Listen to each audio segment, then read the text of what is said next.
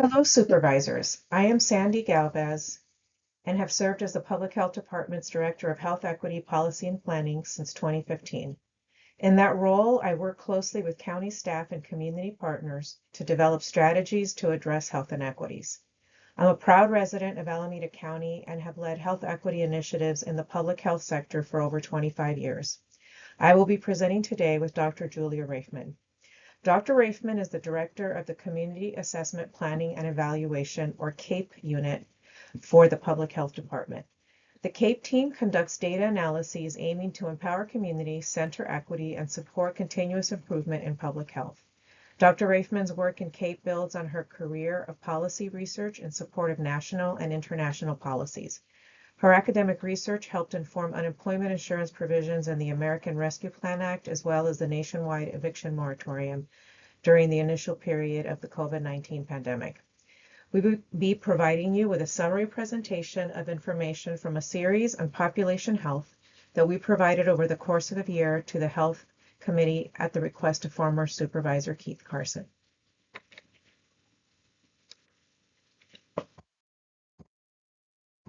During this presentation, we'll be providing some background and contextual information for the series, demographic information, data on conditions that impact health outcomes, data on inequities in life expectancy, data on health inequities across the leading causes of death, and finally, conclusion and recommendations.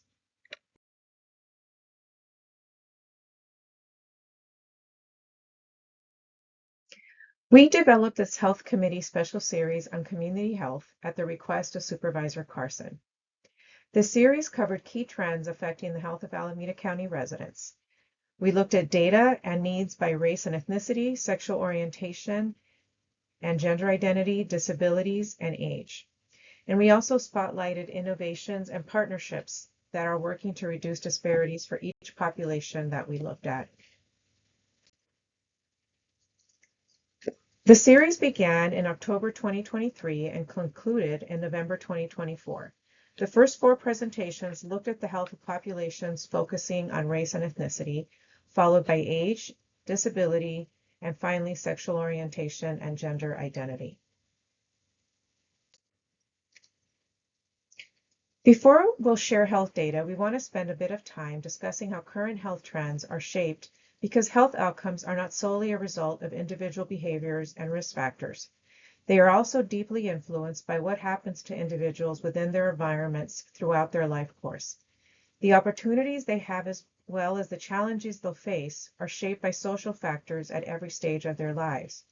In order to truly aspire for equitable health outcomes, we will also need to address the inequitable policies that drive large disparities in access to all of the resources that are needed to thrive.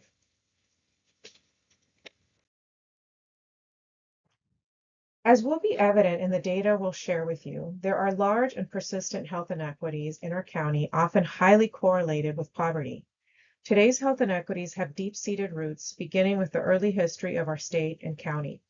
African American, Asian American, and Pacific Islander, Indigenous, and Latinx people have faced overlapping structural barriers created by discriminatory and violent practices and policies throughout the 19th and 20th century that severely limited their abilities to develop wealth that could be passed on through future generations.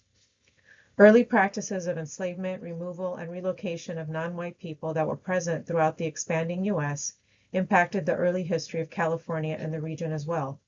The gold rush and the development of early towns around it led to early opportunities for building wealth, but intentional government enforcement of racist laws and lack of oversight left many non-white peoples, particularly African American and Native Californian populations, not just excluded from these opportunities, but exposed to discrimination, segregation, and violence. As cities in the area grew in the early part of the 20th century, the practices of redlining and racially restricted covenants limited housing options for non-white people, and created segregated neighborhoods. Redlining limited mortgage availability in neighborhoods where people of color lived, leading to reduced home ownership rates, while racially restrictive covenants forbade the selling of properties in better resource neighborhoods to people of color.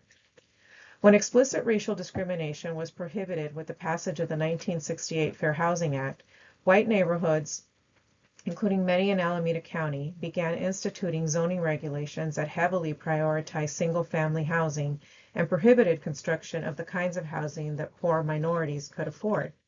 These practices limited the opportunities for families of color to build wealth through home ownership and increasing housing values.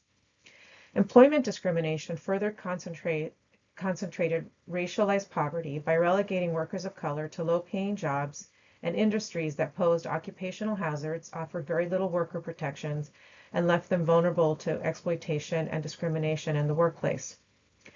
Throughout the 20th century, many communities of color, but especially Black and African American people, experienced frequent, often government-sanctioned forms of social discrimination, such as segregation, exclusion from public spaces, limited educational opportunities, and targeting for acts of violence and criminalization.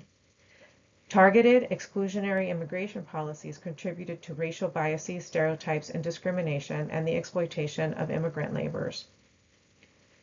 Access to quality education is often directly related to local property values. As a result, land use policies also influence access to quality educational opportunities and the subsequent access to future earning potential. Finally, populations with intersecting identities often experience worse health inequities.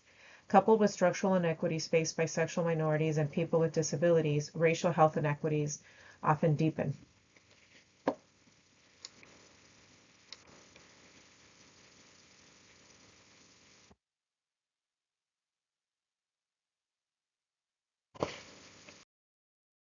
Alameda County has a strong history of community activism and leadership. We are a tapestry of diverse residents, organizations, faith-based organizations, businesses, and institutions representing the rich intersecting identities of our region. Although we don't have all of the partners that also contributed to the health series by presenting alongside us today, we wanted to highlight them here. These just represent a fraction of the large network of community-based organizations that deliver culturally affirming care, lifting up the needs and building trust with communities most impacted by health inequities. Their partnership is key to eliminating health inequities and improving community health for all of our residents.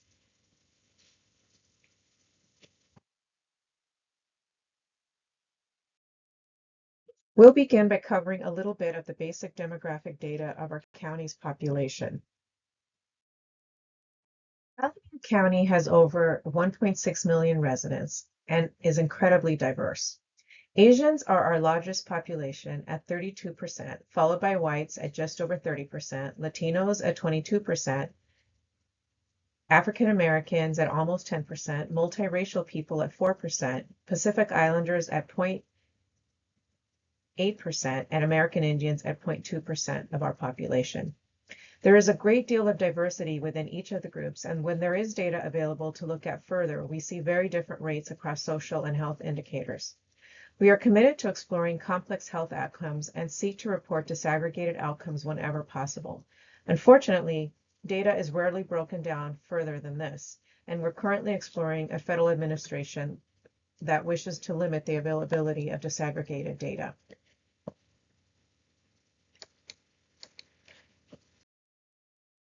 Our county has a very large and diverse immigrant population, shaping a rich diversity of cultures, food, customs, and traditions. 22% of our immigrant population is from Asia, which includes Afghanistan. 8% is from Latin America, 2% from Europe, and 1% each from Africa, the Middle East, and elsewhere. Coupled with our large immigrant communities, we have a very large mix of languages spoken in our county. Spanish and Chinese are the most prominent non-English languages spoken, followed by Hindi, Tagalog, Dravidian, and Vietnamese, each for 2% of non-English speakers. Capping off the top 10 languages are Farsi, Korean, Arabic, and French at 1% each. This slide examines the changing trends of age in our county's population. 30% of our population was under age 24 in 2020, and this is projected to decline to 24% by 2040. Older adults are the fastest growing segment of the population in our county, with the 65 and older population being projected to increase from 16% in 2020 to 28% by 2040. graph here depicts the LGBTQ demographic makeup of Alameda County residents. The figure shows numbers for adults in red and high school students in pink in Alameda County by sexual orientation and gender identity. 5.4% of adults and 2.4% of high school students identify as cisgender gay or lesbian. 6.9% of adults and 10.2% of high school students identify as bisexual. 1.8% of adults and 5% of high school students identify as transgender. Overall, 18% of high school students and 14% of adults in Alameda County identify as LGBTQ+. We would like to note that people who are transgender may also identify as lesbian, gay, and bisexual. This figure depicts the percent of the Alameda County population affected by difficulties measured in the American Community Survey, which is the best source of local data on a variety of difficulties. About 45% of people are affected by ambulatory, independent living, and cognitive difficulties. About 2% of the population is affected by hearing, self-care, and vision difficulties. Before we share health data, I'll share some additional data of different social indicators that influence health outcomes, particularly those related to economic resources. As we'll share later in the presentation, poverty is highly correlated with a myriad of poor health outcomes. Here we see poverty data for all residents in our county disaggregated by race. African American residents experience the highest levels of poverty, which is 2.4 times the rate of white residents. Pacific Islander residents also have high rates of poverty. We look at disaggregated poverty data for residents 18 and under. These disparities are even more stark, with African American children experiencing poverty at rates over 9 times higher than white children. Poverty is one economic indicator. It looks at people's income. Another key economic indicator is wealth, which includes all of a person's assets, not just their pay. Nationwide, on average, African American infants are born into families with 1/6 the wealth of white families. As previously shared, historic policies such as slavery and redlining have shaped these large disparities in wealth that then passes from one generation to the next. Unfortunately, we don't have local data on wealth inequities.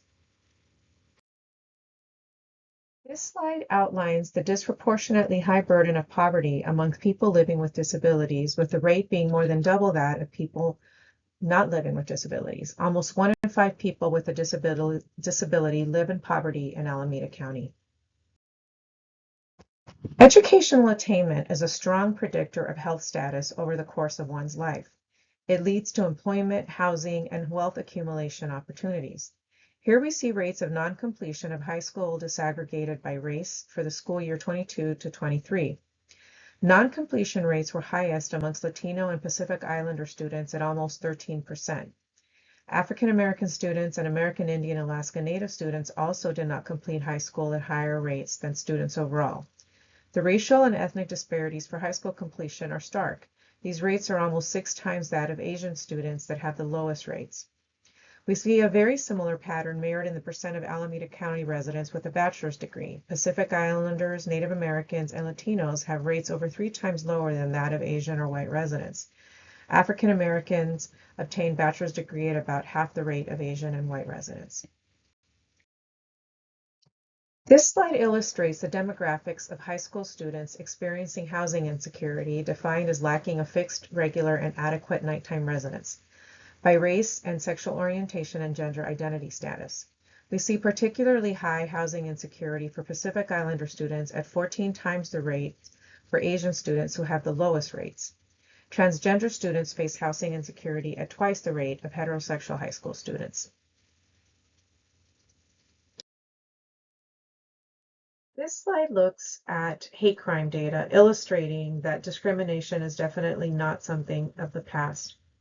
The first graph looks at hate crimes reported by members of the LGBT community between 2004 and 2023 and shows an alarming increase beginning in 2020. This is something especially important to track given the current political climate. The second graph looks at hate crimes reported between 2019 and 2023 by different racial ethnic groups. It shows that African Americans have reported significantly higher rates of hate crimes over the length of that time period, and that Asian American hate crime reporting grew substantially in 2021, directly correlating with anti-Asian vitriol that was being shared nationally during the COVID-19 pandemic. This has started declining, although it's still higher than pre-pandemic levels. Lastly, I will share data related to Medicaid coverage in our county. 30% of county residents rely on Medicaid for their health insurance coverage. That's approximately 500,000 people. Medicaid is critical to preventing illness, injury, and premature mortality for the whole population, and especially those affected by inequities. Nearly 40% of African American residents and more than 50% of Latinx residents of Alameda County rely on Medicaid. Medicaid is important for children's health, paying for services for underserved children with chronic conditions and complex health needs, as well as their preventative health care overall, which is critical to promoting health. 28% of Medicaid enrollees in Alameda County are children, and 27% of births in Alameda County are covered by Medicaid. More than 50% of births to African American and Latinx residents are covered by Medicaid. Medicaid also supports older adults and people with disabilities, with over 64,000 residents over age 65 being covered. Seniors face barriers to employment and alternative coverage options, and they also have higher health care needs and rely on Medicaid to cover necessary care such as long-term care. 85% of our homeless population is eligible for Medicare managed care as well. It is a privilege to share data on health equity in Alameda County. Unfortunately, the data I will share highlight that structural inequities drive health inequities in our county. We take seriously our responsibility to use these data to inform work to reduce health inequities. Some of the data also show substantial improvements over time, including reductions in HIV transmission thanks to sustained investment in HIV prevention and treatment that is important to maintain. This figure depicts trends in life expectancy in Alameda County, California, and the United States. Life expectancy in Alameda County was longer than life expectancy in California and the United States prior to the COVID-19 pandemic. In 2020, there was less of a decline in life expectancy in Alameda County than in California and the United States, in part thanks to Alameda County's evidence-based, equity-oriented policy and public health response to the COVID-19 pandemic. While life expectancy continued to decline in 2021 in California and the United States, life expectancy began to recover in Alameda County. In 2022, life expectancy began to recover in the United States and California and continued to increase in Alameda County. Unfortunately, not all populations benefit from higher life expectancy in Alameda County relative to California and the United States. This figure depicts life expectancy over time by race and ethnicity and reveals a pattern of concentrated inequities. In the context of structural inequities that my colleague Sandi discussed, disasters like the joint health and economic crisis of the COVID-19 pandemic can exacerbate disparities. There was already a large 13-year gap in life expectancy by race and ethnicity before the COVID-19 pandemic. The life expectancy gap increased to nearly 16 years during the first years of the pandemic and remains even larger, 14.7 years in 2022 and 2023. Life expectancy for African American or Black people is even lower in Alameda County than in the United States. While most of the population saw increases in life expectancy following the initial onset of the COVID-19 pandemic, African American or Black life expectancy remains lower than prior to the pandemic. Inequities in premature deaths at young ages contribute to inequities in life expectancy. This figure depicts Alameda County mortality rates for people under the age of 55 by race and ethnicity. The mortality rate for African American or Black people is 6.2 times that of Asian people, who have the lowest mortality rate under the age of 55. Structural inequities also drive inequities in life expectancy by neighborhood. There is a 22-year gap in life expectancy between the neighborhoods with the lowest and highest life expectancy.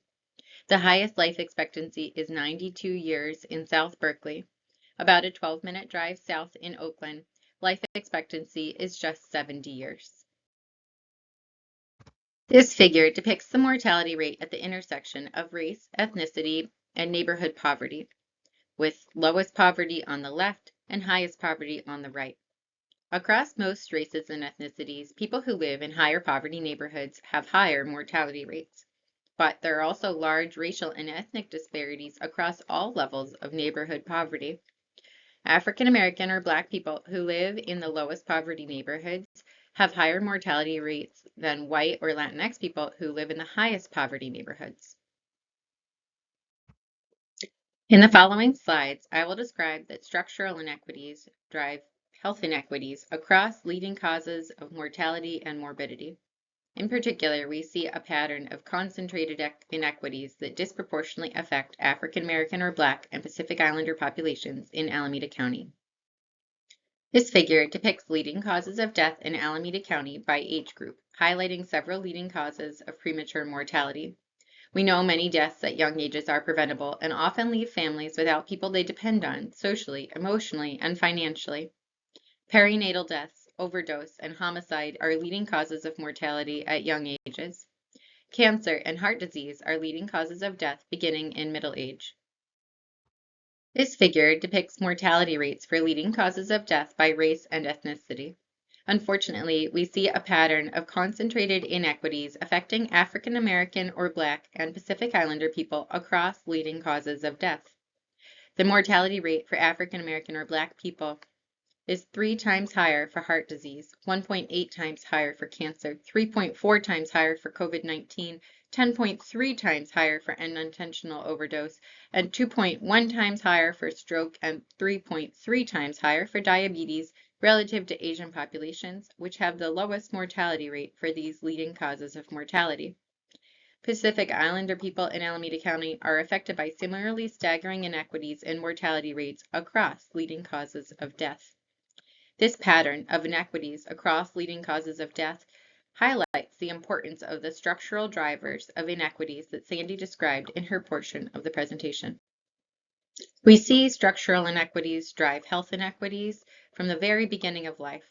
African American or Black infants have a mortality rate 3.4 times that of Asian infants, who have the lowest mortality rate. The health trajectories that lead to mortality from heart disease, cancer, diabetes, and stroke in middle age are established early in life.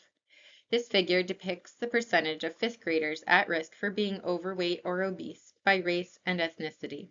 More than a third of all children and more than half of Latinx and Pacific Islander children in Alameda County are at risk for being overweight or obese by 5th grade, a trajectory that is challenging to modify once a person is affected. Supporting access to healthy foods and exercise for households with young children is essential. Maintaining high rates of childhood immunization is key to population health and health equity, especially in a context of increasing spread of measles, pertussis, and other vaccine-preventable diseases across the United States. The U.S. Centers for Disease Control and Prevention highlights immunization rates of more than 95% are needed to maintain herd immunity for measles. While California and Alameda County continue to exceed 95% immunization rates for measles, the national measles immunization rate for kindergartners has fallen below the herd immunity threshold to 92.7%. This figure depicts trends in the percentage of kindergartners fully immunized at school entry over time in Alameda County and in California. Most children in Alameda County and in California are fully immunized at the time they start elementary school. State policies that eliminated non-medical vaccine exemptions in 2014 were associated with an increase in immunization rates that help protect the state and county populations. Even though Alameda County has high immunization rates overall, structural inequities may drive inequities and barriers to childhood immunization. National Immunization Survey data indicate that there are racial and ethnic disparities in child immunization rates in California and nationwide, and that children without health insurance coverage have especially low rates of immunization coverage. Continued support for immunization programs is key, especially for communities affected by structural inequities and potential changes to insurance coverage, such as through Medicaid. Structural inequities shape inequities in the burden of leading causes of mortality at young ages on individuals and communities. We see an especially strong association between neighborhood poverty and mortality due to homicide and overdose. This figure depicts the relationship between neighborhood poverty and mortality due to external causes, with the highest poverty neighborhoods in the darker colors and the lowest poverty neighborhoods in the light colors. While mortality due to chronic disease is typically about 1.2 to 2 times higher in the highest poverty neighborhoods relative to the lowest poverty neighborhoods, homicide is 12 times higher and overdose is 5 times higher in the highest relative to lowest poverty neighborhoods. Structural inequities and environmental injustices drive geographic and racial and ethnic inequities in the proportion of children affected by asthma hospitalizations and emergency department, or ED, visits. Pacific Islander and African American or Black children under 5 are more than 6 times more likely to be hospitalized or visit the emergency department with asthma relative to Asian children under 5 who have the lowest rate of hospital visits due to asthma by race and ethnicity. Intersecting structural inequities also shape inequities in morbidity due to conditions such as HIV. This figure depicts trends in new HIV diagnoses over time by race and ethnicity. In the most recent period, rates of new HIV diagnoses were 12.5 times higher among African American or Black people in Alameda County relative to Asian and Pacific Islander people who had the lowest rate of new HIV diagnoses. While there have been declines in new HIV diagnoses over time overall, and especially for African American or Black populations, there are rising rates of new HIV diagnoses among Latinx people in Alameda County. Continuing to make progress in reducing new HIV diagnoses and mortality is critical. There are also intersectional inequities that drive the burden of HIV. Most new HIV diagnoses are among gay, bisexual, and other men who have sex with men, as well as transgender women. Worsening structural and interpersonal stigma and hate may exacerbate inequities in the burden of HIV by gender identity, sexual orientation, and by race and ethnicity. Structural stigma against sexual and gender minorities also shapes inequities in mental health. Over 40% of transgender high school students and nearly 28% of gay, lesbian, and bisexual high school students reported suicidal ideation in the past 12 months, relative to 8.5% of cisgender and heterosexual students.